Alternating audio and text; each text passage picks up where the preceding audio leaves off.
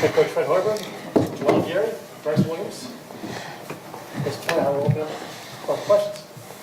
Fred, Boise State's got pretty much an intact roster compared to the previous two teams where they were kind of mixing and matching guys from their bench. How different is that to prepare for? I mean, obviously it's a higher degree of difficulty, but then is there some benefit to having more film and, I guess, stuff to study from what they do? I would say generally yes, but not against this team. They're so good. They shoot it from every position. They got great size. And that's the thing that really stands out about this team is, besides their point guard, who's a great player, everybody else is between 6'7" and 6'9", and they pose a lot of problems because they can all shoot. They're very skilled. And you look at the production they've had on this trip from an offensive standpoint, they scored 89 and 100 in their two games. And it's a very disciplined team. They're not going to beat themselves.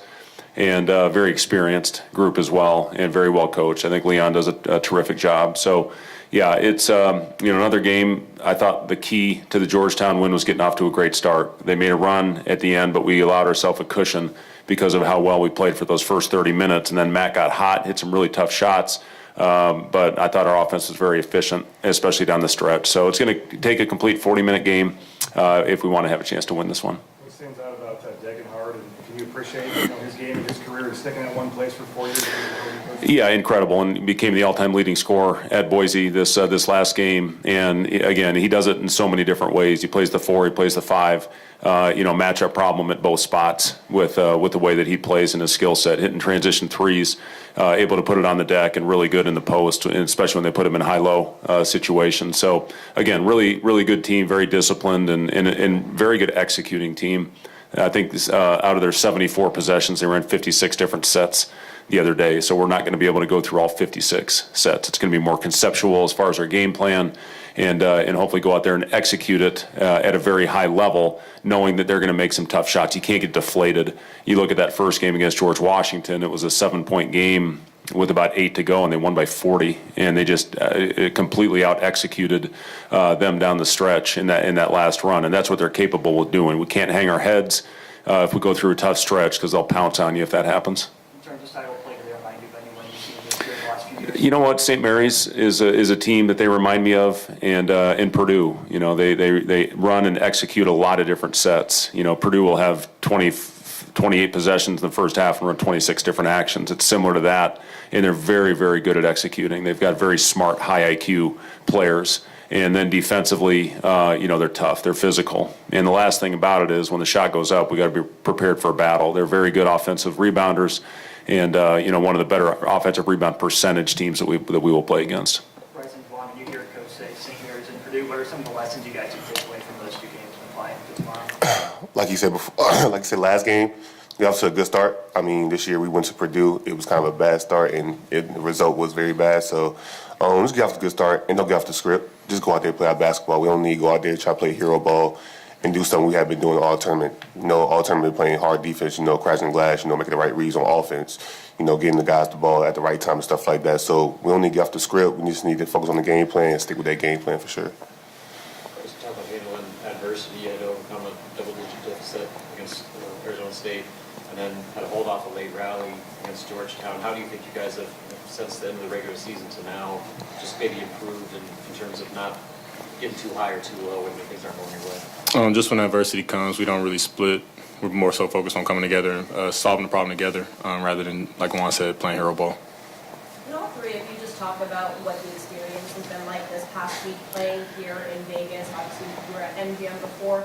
Now you're taking an even bigger stage here at T-Mobile, where Team USA plays. The NBA Cup is held here as well. It's been great. We've loved this tournament. A big part of that is the amount of time we've been able to spend together after the season. I've loved this group. I've loved coaching them, and I've really cherished these 3 weeks that we've gotten to spend together after the disappointment of how the regular season ended. And it gives us a chance to compete in a tournament format, and that's invaluable. It's a great experience for all the returners, for the guys coming back. It allows these guys to have the opportunity to finish on a high note. It's been a first-class run event. It's been absolutely phenomenal. They've taken great care of us, and I'm really, really happy we played. I saw a couple other coaches back at the hotel. I saw one on the street last night as I was walking back to the hotel, and they said the same thing. They're really, really happy that they decided to play in this. And some of those teams had several that opted out or went into the portal before the tournament started. That's one thing I'm proud of our group, and I think it speaks to the character of our guys that everybody is stuck with it. And we'll see what happens. Once our run is over, anything can happen with the college basketball roster. But I'm happy and proud of these guys for the way that it's gone down to get a couple more wins under our belt and the opportunity to continue to compete. Staying fresh is obviously hard in a tournament format, but when you're in a place like this with a lot of distractions, how do you think the team has handled just preparing their bodies, but also, taking care of business? Yeah, we've got recoveries that we do after every game. We've got ice tubs that our guys will sit in as soon as the game is over. Kurt Joseph, our strength coach, and our medical staff, they do a really good job with the recoveries. Plus the timeouts are about 10 minutes long, so these guys should have plenty of time to recover before we got to go back on the floor, which allows us to get a little extra rest and be strategic. Like we took Juwan out, I think, a minute before the 8-minute media timeout, and then we did the same thing with Bryce. And we went on, played actually pretty well, and were able to give him a little bit of an extended rest in the first half, and that allowed him to play the entire 20 minutes in the second after playing a 39-minute game against Arizona State in the first one. So, again, this time of year, listen, they'll have the opportunity to rest when this thing's over. Seriously, did you and Leon Rice ever cross paths? And if so, how? A lot, yeah. He's one of my actually good friends in this business, and one of the true good guys. And I'm happy for his success. And he just every year he throws a great group out there. His teams are always very well coached and very well prepared.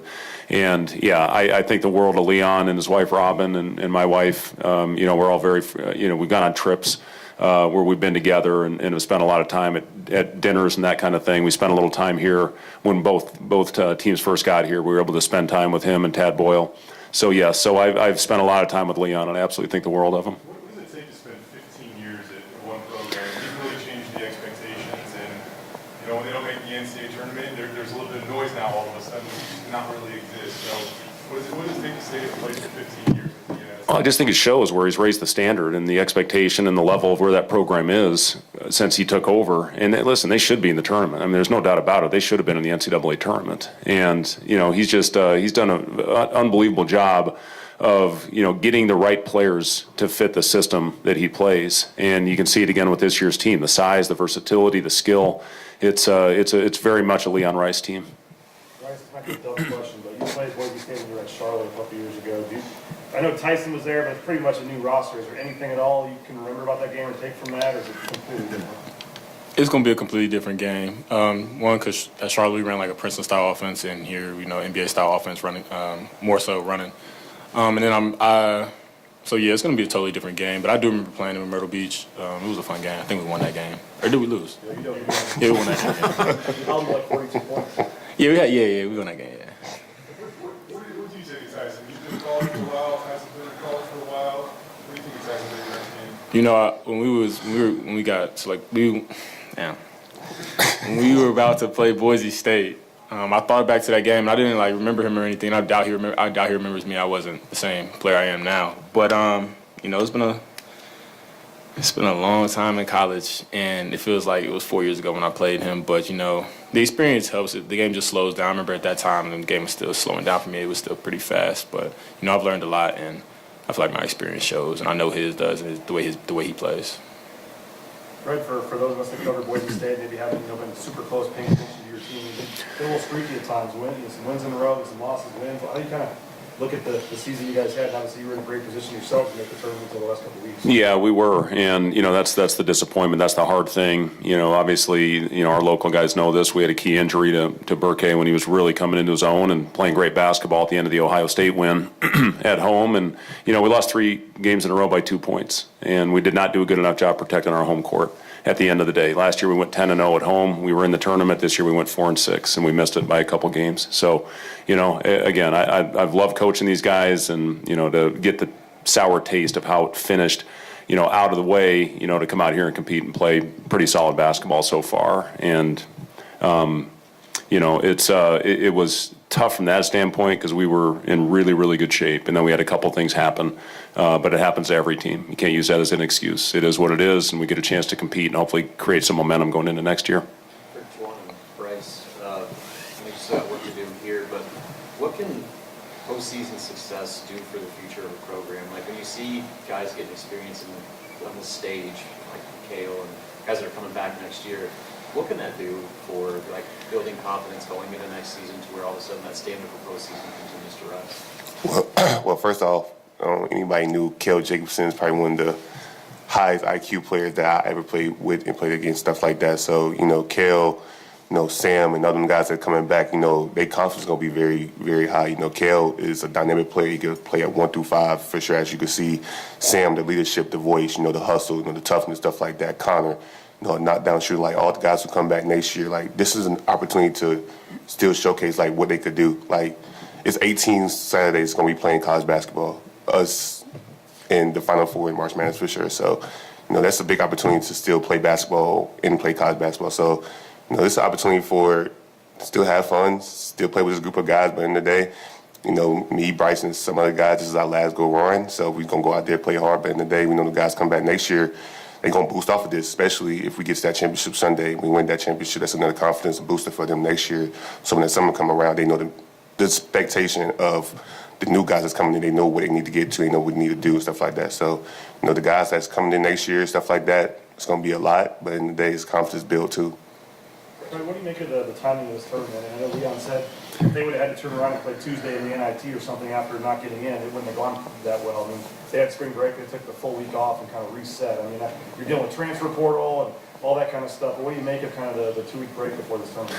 Yeah, it's been interesting timing for sure. I'm exhausted, I can tell you that. I've been doing Zoom calls all day in our off days, just trying to help build the roster for next year. But I'll say this, when we're in a film session, when we're on the court, we're all in. All the attention is on the guys as we continue to try to build the roster. It was unique to have a couple weeks. That first week we did individual skill work. Some of the guys took completely off. Bryce had a huge load on his body. Jawan had a big load in his body, so they, didn't do as much in that off week as some of the other guys. And then we got back into small groups the next week, and then it was team competition after that. So it has been a very unique time. I think you're going to have to look at it on the transfer portal, the window when it opens, because it's tough. When you're still trying to play and you're recruiting at the same time, it does make it a very difficult dynamic. But again, it is what it is. And if you want to have a chance to have sustained success, you got to embrace it. You got to move on and do the best you can in building a competitive roster. Bryce, following up on the question Ron answered, the guys that are coming back, have you seen confidence grow in those guys from this experience, just being able to play on this stage and get the minutes that some of those guys have been getting? The guys have done a good job of just staying ready for when their name is called. Kale Jacobson in particular, but playing on this stage it also helps coach with recruiting because players will watch our games on TV, and if they're smart, they look at how we play and how they fit in. And in today's landscape of college basketball with the transfer portal and everything, I'm pretty sure it helps a lot. So, but the guys coming back, they're growing. They're growing in confidence. They're getting a chance to play on a big stage, and their confidence is being tested. Their game is being tested, but I feel like they're all shining through, and it's going to build a strong core for next year.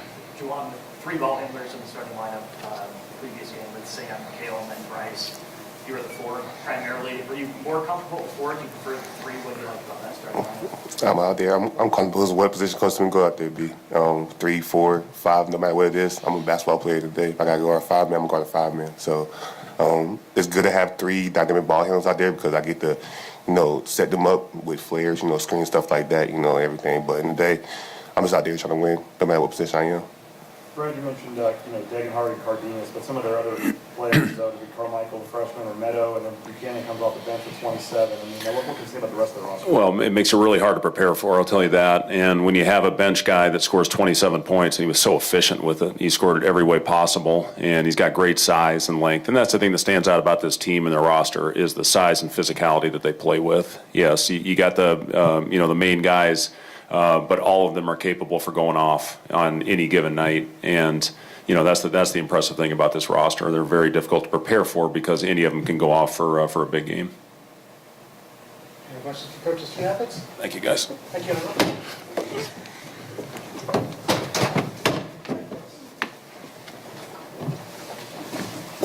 Are we supposed to drink these or are these props? No, please drink it.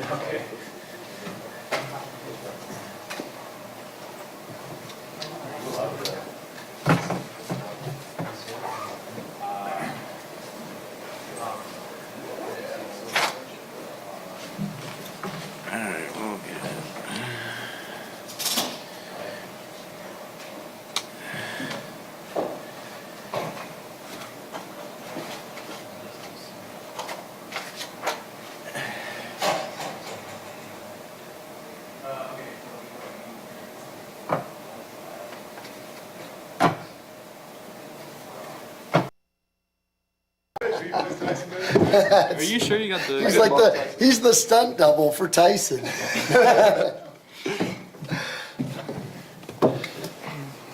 And with that, we'll open the floor.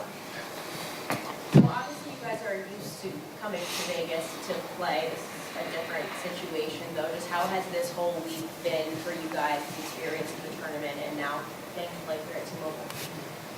It was great. Like you said, we're used to it because the conference tournament is here.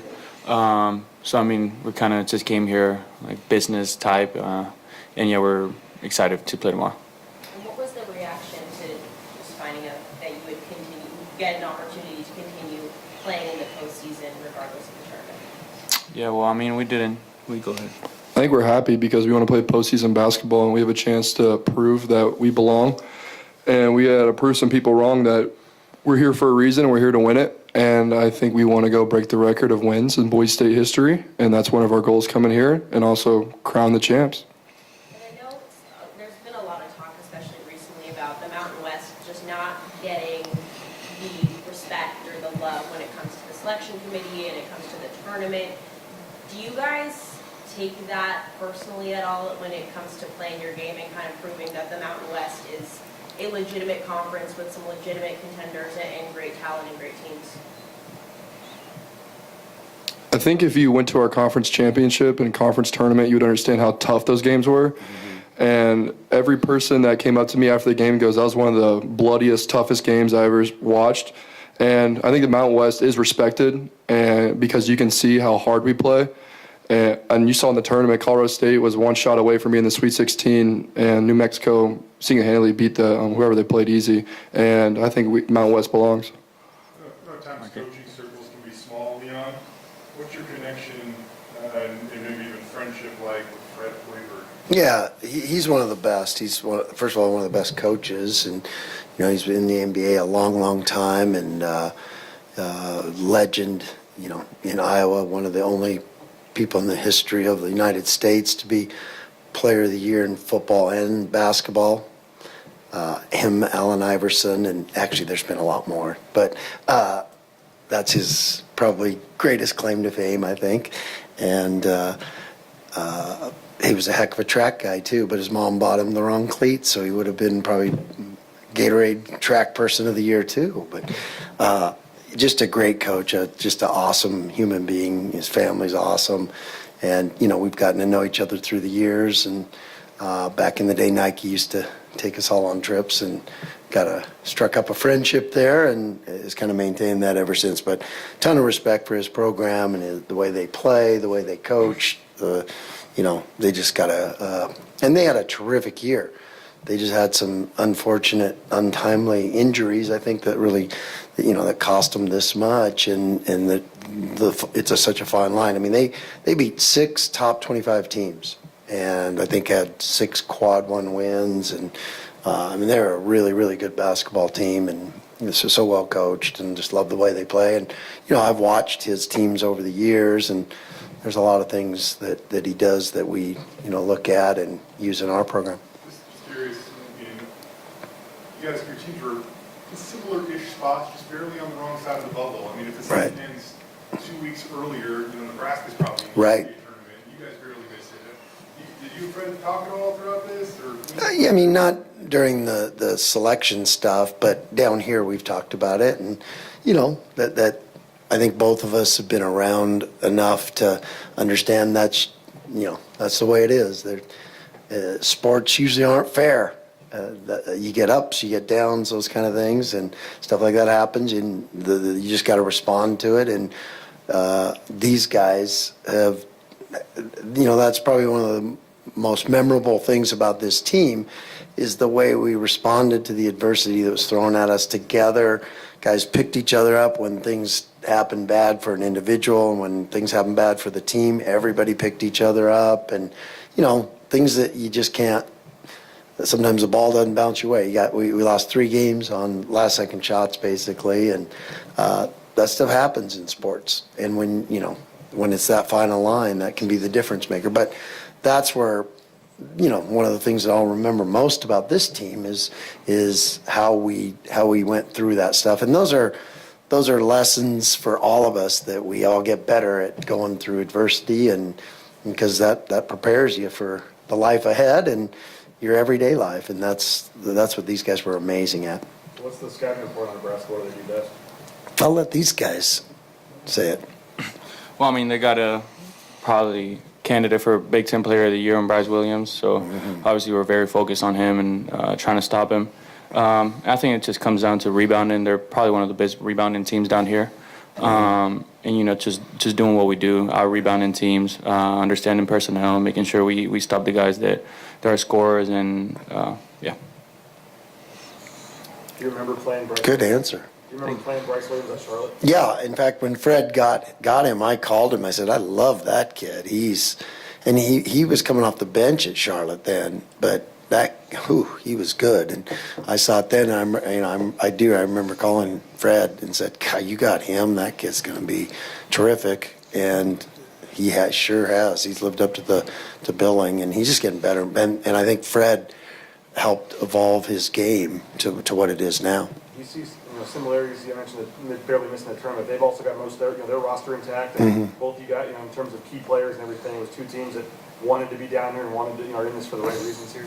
No doubt, and it's reflected in both teams' play. No doubt about that.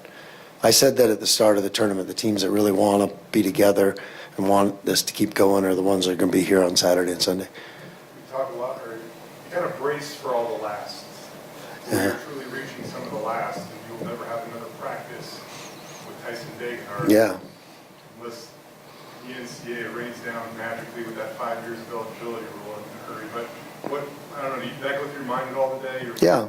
Yeah. We talked about it a little bit before we came over here, and I think we had for, what is it, April 4th or whatever today is? I don't even know. I've lost track down here.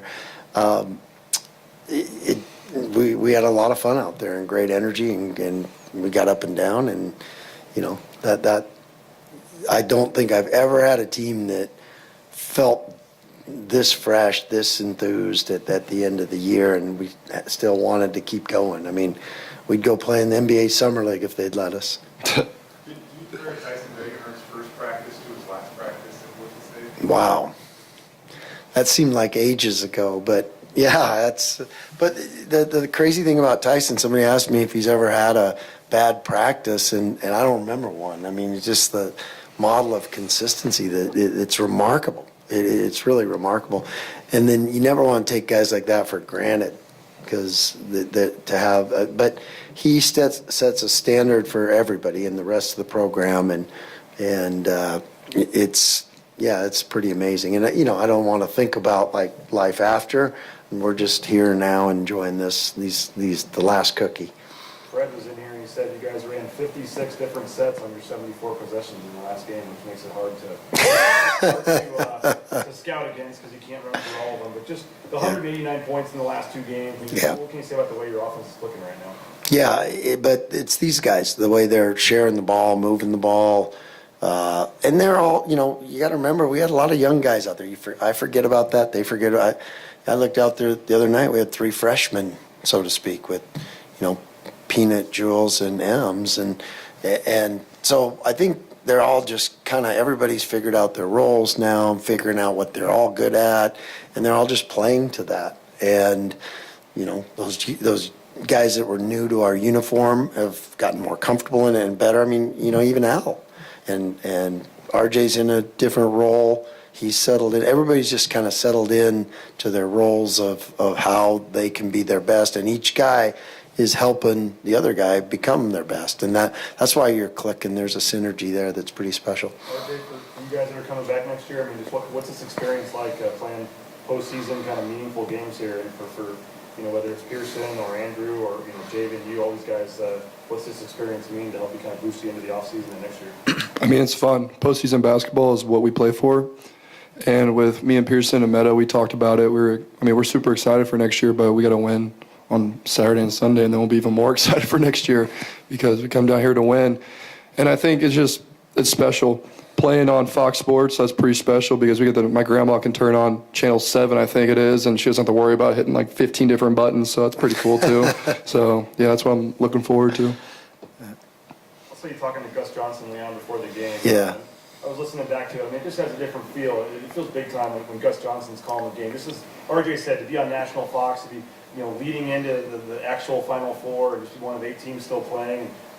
Just what kind of opportunity has it been and will be on Saturday for this program? Yeah, and I've been so impressed with this tournament, everybody involved, the arena, everything, the turnaround. They had a hockey game in here last night. They turned this arena around and decorated it, and I mean, it looks amazing, and just everything's been first class, and that didn't surprise me at all because I know who's running it and I know the behind the scenes stuff, but they've done such a great job that it'd be one of those cool things because it's going to grow to be the first one that gets a chance to win this tournament. That'd be really special, and I think when you look back at it historically, you'll be like, wow, you guys were at the first one. That's pretty cool because who knows what's in the future or how it grows, but I just know this was a first-class event, and we enjoyed it, and we want to keep enjoying it.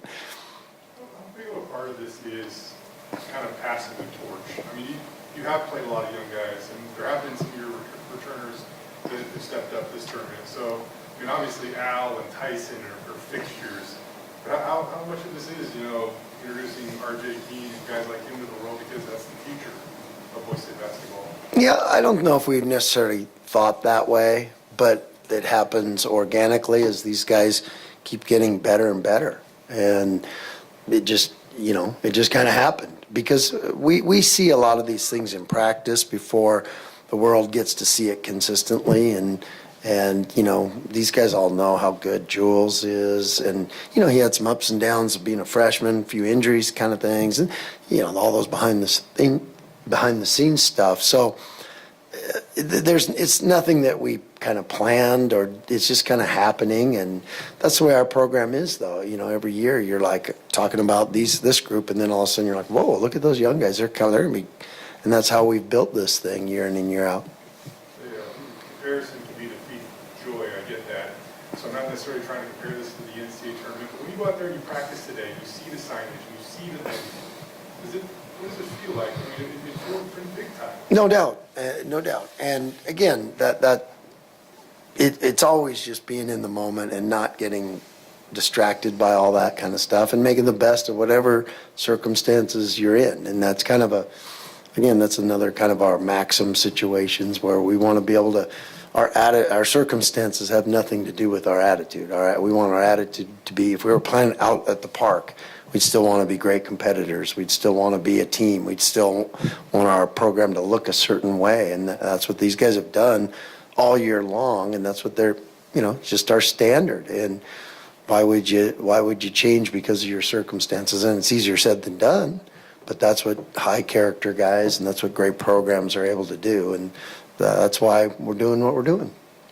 RJ, you mentioned going for the 28 wins most in program history, and trying to win the first postseason championship, in program history. Just what everyone's talking about the money and stuff, but just in terms of the legacy of this team and this season, you guys do have a lot to play for out there. I mean, what do you for anybody, I guess, just in terms of what you guys are, if you could pull this thing off and win these next 2 games, what it would mean in terms of this season and where, the legacy you guys would leave here? I mean, it's for our 3 seniors.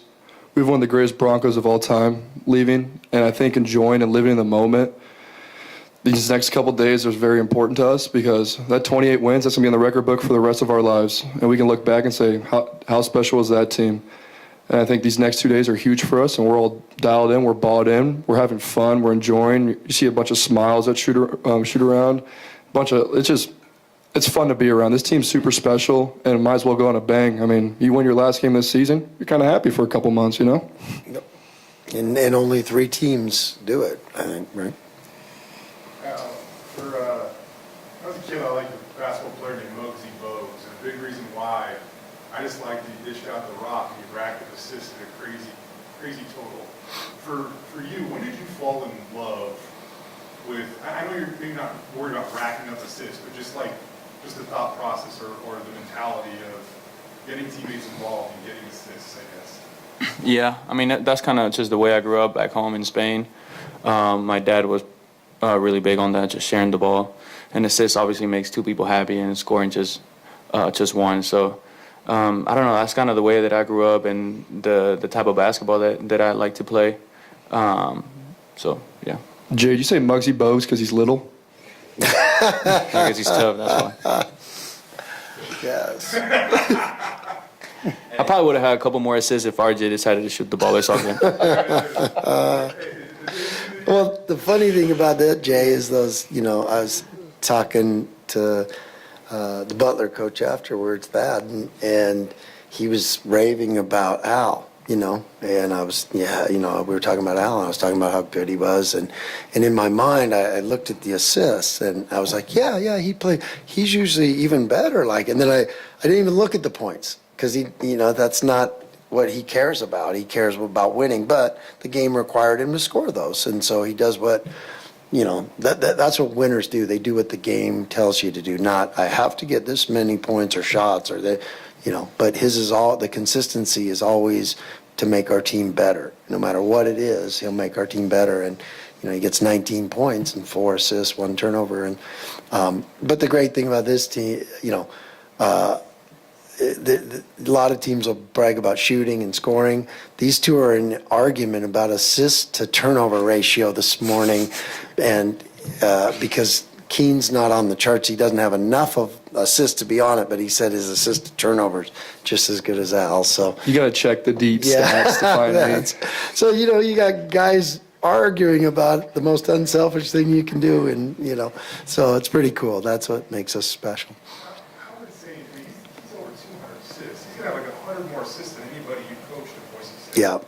Yeah. How insane is that? And I said that when he came here, and we knew what we had seen, and credit to the staff for getting him here, and credit to him and his family for taking the leap of faith and knowing what he could accomplish here. And I think this program has fit him so well, and I think he's made us a lot better, and hopefully we've made him a little bit better. Anything else?